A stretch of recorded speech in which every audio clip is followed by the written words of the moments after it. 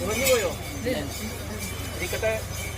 ഇന്നത്തെ ദിവസം മുൻവേദമായിട്ട് ശങ്കരനാരായണൻ, രാമചന്ദ്രദേവൻ, നിറയം കണ്ണൂരപ്പന്റെ അവരുടെ ഭൂമിക്കകത്ത് ആയതിനും ശ്രേഷ്ഠമായിട്ട് ആര്യക്കര പൂഞ്ചോല പൂങ്കന്യാവ് എന്നിരിക്കുന്ന വലുതായ ഒരു മാതാവിൻ്റെതായിരിക്കുന്ന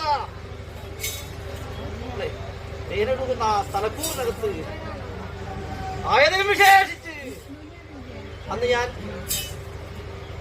ചണ്ടകുണ്ടന്മാരെ നിഗ്രഹിക്കാനായിട്ട് ചണ്ഡികയായി അവതരിച്ചു. രക്തബീജാസുരനെ അവതരിപ്പാൻ അന്ന് ഞാൻ രക്തേശ്വരിയായി അവതരിച്ചു.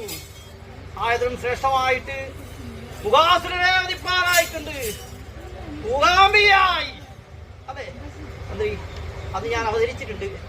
ആ മൂകാംബികതായിരിക്കുന്ന മണ്ണിനകത്ത് ഇന്ന് എന്റെ കല്ലപ്പള്ളി ചന്ദ്രയുടെ ചെറു കുഞ്ഞിന്റെ പ്രാർത്ഥനയാൽ ഇന്ന് ഞങ്ങളെന്തിരിക്കുന്ന ദൈവാധീനങ്ങളെ ഒന്ന് കാണണം, അവരുടേതായിരിക്കുന്ന ചിലമ്പലി ഒന്ന് കേൾക്കണമെന്ന് മനസ്സാകുന്ന കാക്ഷക്ഷേത്രത്തിനകത്തൊന്ന് കൊതിച്ചു.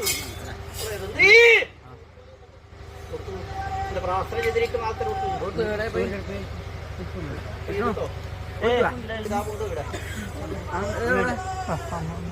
മുമ്പോട്ട് കൈയെടുത്ത് മാതാവൊന്ന് കാണട്ടെ. ഇന്നത്തെ ദിവസം അന്ന് സങ്കടം വരുന്നതായ ദിക്കിങ്ങളിൽ മാറി തൊട്ട് വിളിച്ചു അല്ലെ. അന്ന് നീയല്ലാതെ മറ്റൊരു സഹായമില്ല, ഒരാശ്രയമില്ല എന്ന് മനസ്സിനകത്ത് വിളിച്ച നേരത്ത് രക്ഷപതിയായി നിന്നിരിക്കുന്ന ദേവനെ കണ്ടു അല്ലെ. അതിനു മുതലെയായിട്ട് എതിരെ പുലരെ എന്ന പ്രകാരത്തിൽ ഗോരശ്രീമണിയായിരിക്കുന്ന മാതാവിന്റെ തേജോമയമായിരിക്കുന്ന ഒരു രൂപത്തെ ദർശിച്ചു, സ്പർശിച്ചു. ധന്യമല്ലേ ജീവിതം അല്ലേ. അല്പമായിരിക്കുന്ന സങ്കടക്കൂറൊക്കെ മനസ്സിനകത്തുണ്ട് അല്ലെ. എല്ലാം മാതാവ് അറിഞ്ഞിരിക്കുന്ന പൊരുൾ തന്നെയാണ്. ഇന്നത്തെ ദിവസം മുൻപേതുമായിട്ട് മാതാവിനെ ദർശിച്ചു, സ്പർശിച്ചു. ജീവിതം സഫലമായി അല്ലെ. ഇരിക്കട്ടെ. ദർശനേ പുണ്യം, ദർശനേ പാവനാശനം.